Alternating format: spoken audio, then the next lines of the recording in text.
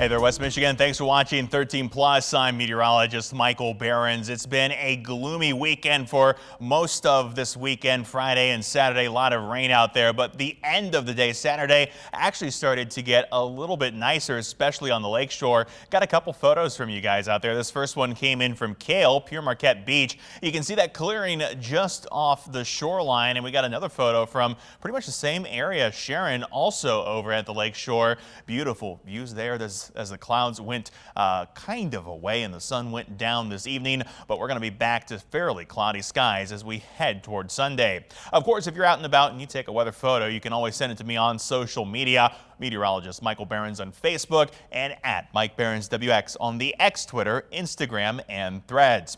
Speaking of photos, this one came from the other side of the country. Bruce out in Phoenix for the annual solar eclipse today, the Ring of Fire eclipse. Great view there. While the weather was preventing us from seeing anything here in West Michigan, the satellites, on the other hand, actually had a great view. This is the visible satellite image from about 11 o'clock through 2 today. Watch this big dark area travel across the country. That's the shadow from the moon and the annular eclipse as it went through. You could even see it darken the skies just a little bit over the clouds here in West Michigan. That fluctuation where we start out bright, we get a little dimmer, and then we go back to bright. That's the eclipse. If we didn't have the cloud cover, we could see about a 40% coverage here in West Michigan, kind of like a cookie with a big bite taken out of it if you had the eclipse glasses or a pinhole projector. Of course, couldn't see anything through those clouds here today. When it came to the temperatures, thanks to the cloud cover, most of us stayed in the mid to low 50s. Lakeshore, we did see that peak of sunshine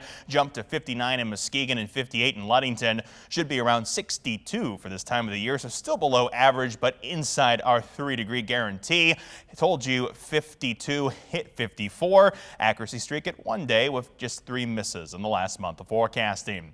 Tomorrow, temperatures about the same with less rain. That's why 13 Weather Ball is lit up in green as no change is foreseen. The 13 Weather Ball is sponsored by LaFontaine Lincoln Grand Rapids. And those temperatures tonight, they're not going to move too much from the past couple either. We've still got some moisture around the region and fairly cloudy skies, so expect to see 40s and 50s for temperatures tonight. Where it's clearer up toward Fremont and Big Rapids, temperatures have fallen into the mid-40s, still holding around 50 in Grand Rapids this evening. Temperatures out there controlled in part by the winds. Winds will be from the north for the next several days, keeping things kind of cool, a little breezy too. 5 to 15 mile per hour winds expected as we head through this evening. Temperatures out there, they'll drop into the 40s again through tonight, with cloud cover picking back up tomorrow, and temperatures that'll hold around in the low 50s to mid 50s for the afternoon. We're going to call tonight's low mostly cloudy with a few showers. Temperature hanging around 42 degrees. Tomorrow will warm up to 54. Also mostly cloudy. Could see a few sprinkles in the afternoon, but those chances are small. Completely dry as we head toward Monday with the temperature of 54 as well. Here's the latest radar. Shows where the rain is coming from. It's mostly lake driven. The winds keeping it offshore from Lake Michigan, but out toward the other side of the state, Huron, Saginaw Bay, some of these light areas of precip may work their way toward West Michigan in the next 24 hours. The main portion of the rain now well off to the east, pushing off into the Atlantic. So we're not expecting anything heavy in the next 24 hours, but that doesn't mean we couldn't see some rain here in West Michigan. Hour by hour forecast shows quiet weather tonight, mostly cloudy skies to partly cloudy. Can't rule out that sprinkle. We'll start off Sunday on the dry side across the region, but as cloud cover sticks around throughout the day, a little bit of energy comes off Lake Huron. That could bring us some light rain chances in the afternoon and evening. Again, this will be very light, nothing like what we had for Friday or Saturday, but even those chances, they're gone as we head into the start of the week. We'll be watching continued cloud cover, but not much chance for rain as we go through Monday and into Tuesday. Temperatures out there heading through Sunday, hanging around mid-50s on the lakeshore. We'll see more temperatures also low to mid-50s. Once you get inland, low 50s up in our northern zones. Temperatures mid-50s from Grand Rapids down to Kalamazoo. 13 on your side, 10-day outlook. Temperatures stay in the mid-50s until Tuesday. That's when we start to make a jump as we get into Wednesday. 62 your high Wednesday afternoon, 60 Thursday, and 56 Friday as more chances for rain come in to end the week. We'll be back to clear and cool weather as we head through next weekend. The 13 on your side beach and boating forecast, sponsored by AAC Credit Union. And now it's time for a look at your beach and boating forecast. Not good conditions expected for Sunday as waves approach as high as 6 to 9 feet along the West Michigan shoreline. Small craft advisories in place with winds coming north to south along the lakeshore. Some of those gusts could get above 20 miles per hour, so do watch out for that. Onshore conditions going to be, of course, fairly cloudy. Water temperatures not getting warm anymore. In fact, we've lost all of the 60s along the West Michigan shoreline, 40s and 50s. Now the temperatures that have taken over for most of the lake.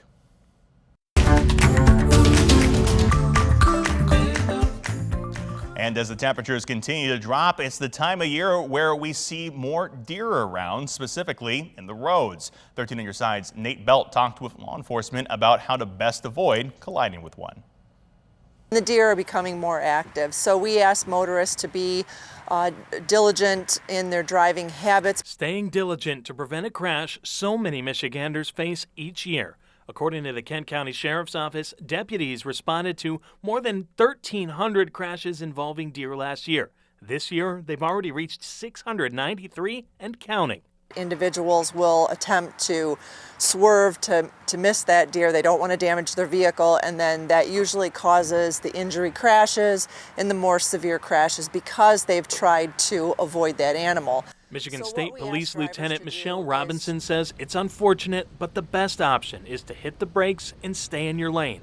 We would sooner have motorists have to replace a vehicle than have some tragedy occur. Seatbelts are also a must, especially making sure your passengers in the back seat are buckled in. Because if you're traveling at 55 miles an hour and all of a sudden you have to brake suddenly to have a deer runs into your lane of travel, those occupants that are in the back seat are still traveling at 55 miles an hour. And keep an eye out where you're driving anywhere. Deer aren't just in the countryside. We had a crash where there was someone that hit a deer right on the Grand Haven Bridge. And so you wouldn't expect a deer in that area, but they are. If you do hit one, Lieutenant Robinson says to stay calm and call for help. We ask that you call 911, safely pull to the side of the road if you can. Sticking with our fall theme, one of the most anticipated Halloween events in West Michigan is set to reach an exciting new milestone later this month. The Douglas Halloween Parade is officially celebrating 25 years of fun and fright this year. When night falls, Center Street comes alive with light shows and music from a local DJ. Festival director Aaron Wilkinson says that people from all over the country come to walk in their parade. It's just really a lot of fun, and it's people, I always think of it, it's like those kids that you were jealous of when you were a kid that came up with their own costumes that were so creative. All those people grew up and now they come to this. That is my firm belief, because some of these people work on their costumes for an entire year. And those in the costumes will line up at 9 p.m. with the parade kicking off at 10 o'clock on Saturday, October 28th. That's in downtown Douglas. And for many, fall is all about finding that perfect pumpkin to decorate your space with. But in order to get this one home, you're going to need some heavy equipment. Check out this record-breaking gourd. Travis Ginger recently won the 50th annual World Championship Pumpkin Weigh-Off in California. The pumpkin weighed in at 2,749 pounds. They had to use a forklift to put it on a flatbread, trucking it all the way from Minnesota to California. Giger was named the pumpkin Michael Jordan because it's the greatest of all time. And finally tonight, check this out. A new exhibit just opened at the Grand Rapids Public Museum, and it aims to show you the creepy, crawly, and wicked smart world of bugs. The exhibit that just opened Saturday will be at the museum from now through February 4th. It features a number of hands-on learning and fun activities. The museum communications director, Kelly Rosecrans, tells us that this was a major undertaking to bring the bugs to Grand Rapids. Bugs comes to us from a wonderful organization in New Zealand. The National Museum of New Zealand is called Te Papa, and they created this exhibit in collaboration with What a Workshop, who is an Academy Award-winning studio dedicated to props and audiovisuals. And so this exhibit is super immersive, highly sensory, and really a blockbuster exhibit for us. Now, the exhibit is free with a standard admission to the museum, and tickets can be ordered in advance through the Public Museum's website.